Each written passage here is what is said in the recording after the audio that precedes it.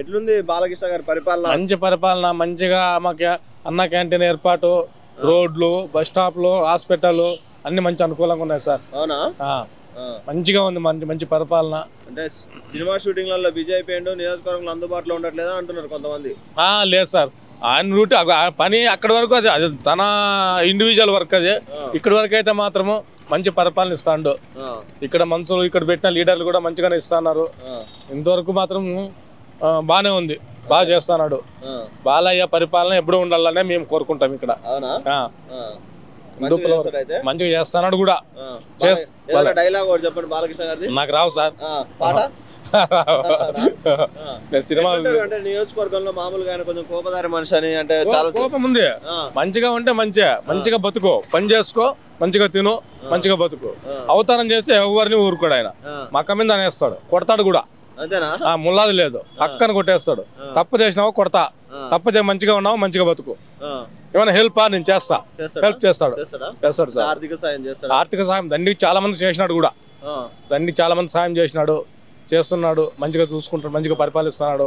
ఎలా అనిపిస్తుంది మీ ఎమ్మెల్యే గారు? ప్రతిరోజు పెద్ద పెద్దోళ్ళతో కూర్చొని టీవీలలో కనపడతా ఉంటాడు. అంటే ఏ ఎమ్మెల్యేకి లేని స్పెషాలిటీ మీ ఎమ్మెల్యేకి ఉంది.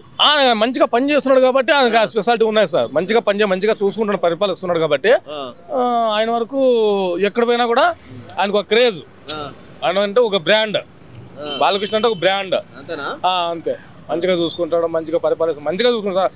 హాస్పిటల్లో ఎనీవన్ అతను వచ్చినప్పటి నుంచి మంచిగానే ఉంది సార్. ఎన్ని రోజులు ఉంటాడు? వారం లేడా? వస్తాడు సార్. వస్తాడంటే కొన్నాళ్ళు ఇక్కడే ఉండిపోతాడు. మొత్తం రౌండ్ వేస్తుంటాడు, చూస్తూ అంటాడు, ఎంక్వైరీ చేసుకుంటా అంటాడు.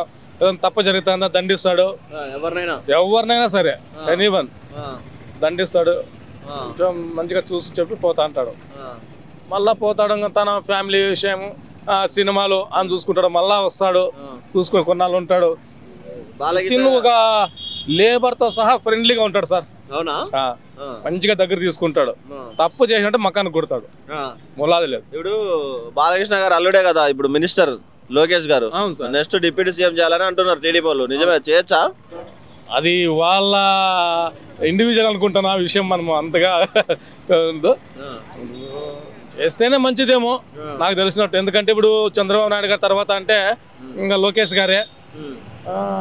ఎవరు లేరు. లోకేష్ గారికి ఉంది సార్, అంతే సబ్జెక్ట్ ఉంది అతనికి. అయ్యా అంటే అప్పుడు అందరు వైసీపీ పప్పు అన్నారు కదా, పప్పు అని ఏదేదన్నారు. ఇప్పుడు అదేమంటారు, కాకున్నోళ్ళు లోకల్ కాకలంట. 10 మంది 10 రకాలు అనుకుంటారు. నీకు నాకు సెట్ కాకున్నాడు, నా గురించి ఎన్నో రకాలు నువ్వు చెప్తావు, నా గురించి నువ్వు ఎన్నో రకాలు చెప్పుకుంటావు. బట్ అయితే టీడీపీ పరంగా నెక్స్ట్ అంటే ఇంకా లోకేష్ గారే. పవన్ కళ్యాణ్ ఎట్లా అనిపిస్తాడు? పవన్ కళ్యాణ్ పర్లేదు సార్, బాగానే చేస్తాను. అతను కూడా, అతని ఫ్యాన్స్ కూడా ఇక్కడ ఉన్నారు. వాళ్ళు బాగానే మంచిగా పని చేస్తున్నారు. పర్వాలే. అతను కూడా బీజేపీ అంటే ఐ డోంట్ లైక్ దట్. ఇక్కడ ఏం లేదు సార్, ఇక్కడ శూన్యం సార్. హిందూపూర్లోనే ఫస్ట్ కొడుతున్నామంటున్నారు. అంటే మన బాలయ్య బాబు మీద కూడా ఒక లేడీ నిలబెట్టారు కదా, హిందూపూర్ని ఓడగొట్టాలని. పోయింది అక్కయ్య, ఇంటికి ఆమె వెళ్ళిపోయింది. ఏం చేయలేము. ఇక్కడ హిందూపూర్లో ఒక టీడీపీ సార్. ఇంకా ఎన్టీఆర్, సీనియర్ ఎన్టీఆర్ గారు స్టార్టింగ్ అప్పటి నుంచి ఇంకా కొన్ని ఏండ్ల తరబడి ఇక్కడ టీడీపీ అనే ఉంటుంది ఇక్కడ. ఎందుకని అంత అంటే అంత కరుడు కట్టిన సార్ వాళ్ళది. టీడీపీ పుట్టినిల్లు హిందూపూర్.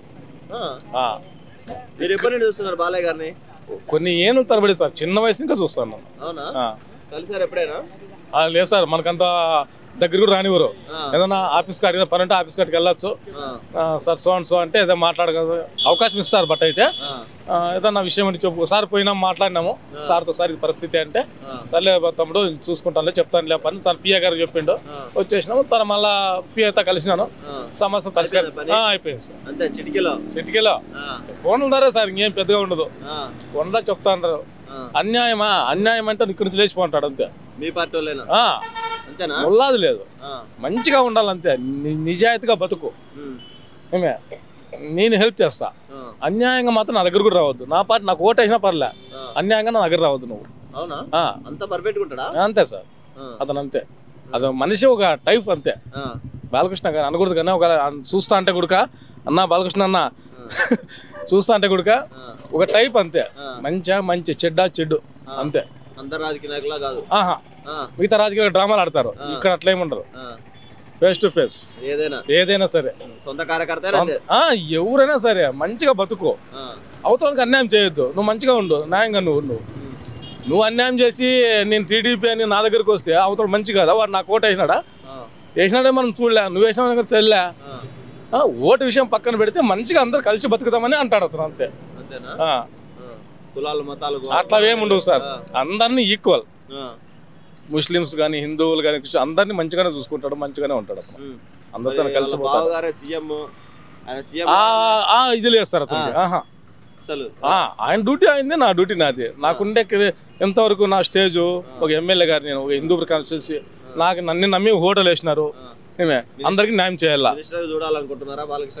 మంచిదే కదా సార్, హ్యాపీగా మినిస్టర్ క్యాడర్ ఇస్తే ఇంకా హ్యాపీ మాకు ఇంకా ఏదైనా అవకాశాలు ఉంటే కూడా మాకు ముందుగా చేస్తాడు కదా. హిందూపూర్కి చేశారు సార్, నీళ్ళు కానీ, రోడ్లు కానీ, హాస్పిటల్ కానీ, బయట ఎనీవన్.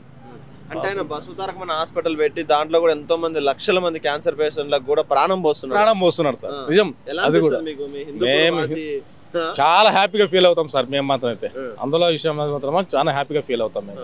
మంచిగా క్యాన్సర్ హాస్పిటల్ ఈ ఒకప్పుడు సార్ మేము చెప్పకూడదు కానీ ఒకప్పుడు ఈ గవర్నమెంట్ హాస్పిటల్ కూడా ఎంతో దారుణంగా ఉంది. అలాంటిది ఈరోజు హాస్పిటల్లో కూడా చాలా మంచిగా చూసుకుంటారు సార్. మాకు ఎనీ పేషెంట్ ఎవరైనా పోనీ మంచిగా బాగా చూస్తారు సార్. డాక్టర్స్ ప్రైవేట్తో పని లేకుండా చూసుకుంటున్నారు సార్.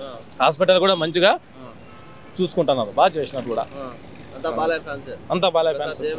జై Balayya. Okay, thank you sir.